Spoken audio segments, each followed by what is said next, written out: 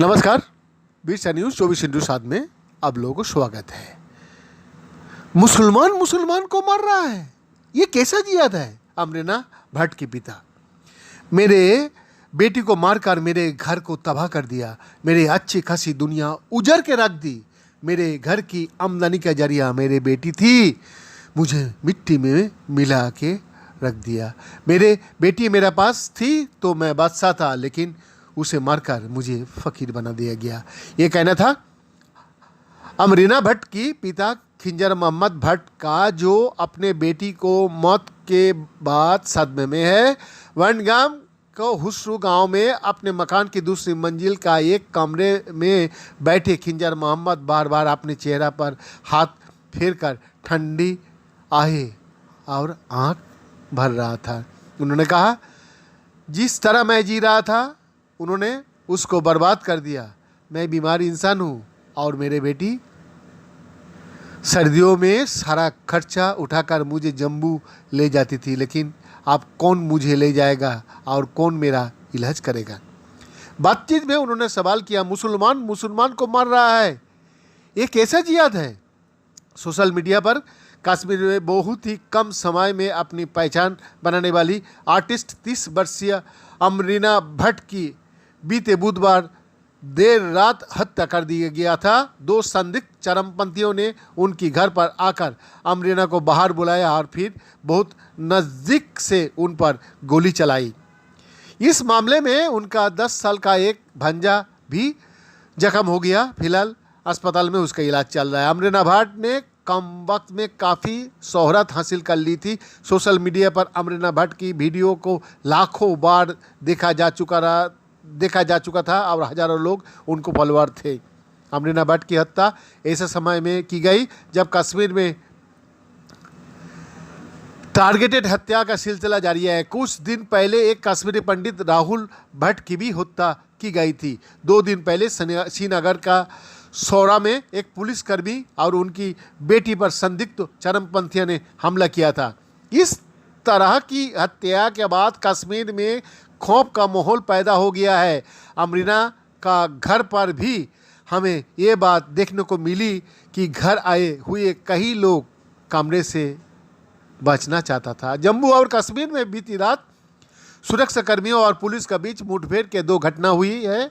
Police के अनुसार पहली मुठभेड़ में श्रीनगर में लश्कर ए तैयबा को 2 चरमपंथी मारे गए थे। वही दूसरी मुठभेड़ त्रिपुरा में हुई है।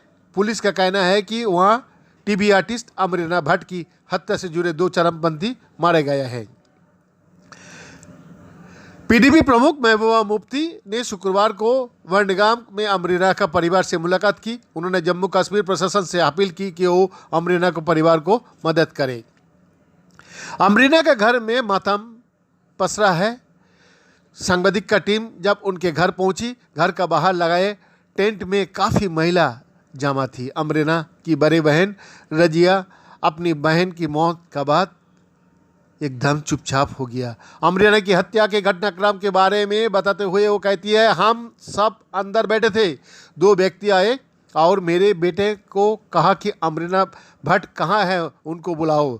उसने अंदर जाकर उसे बुलाया। उन्होंने कहा कि हम यहाँ ही रहते हैं और शादी में आपको गाना गाना है। अमरीना ने कहा कि मैं गाती नहीं हूँ।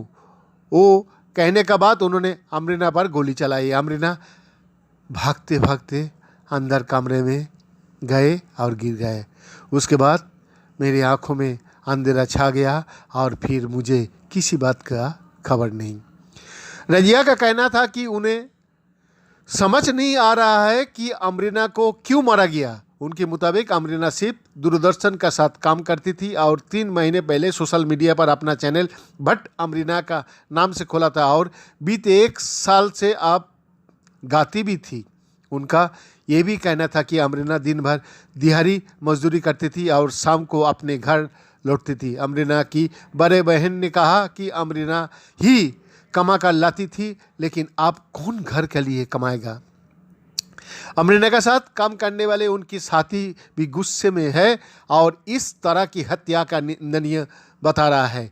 उनके एक साथी हसन जावेद का कहना है, मैं पूछना चाहता हूं कि ऐसा अमरीना ने क्या गुनाह किया था कि उनकी हत्या की जाए और इतनी बड़ी सज़ा मिले।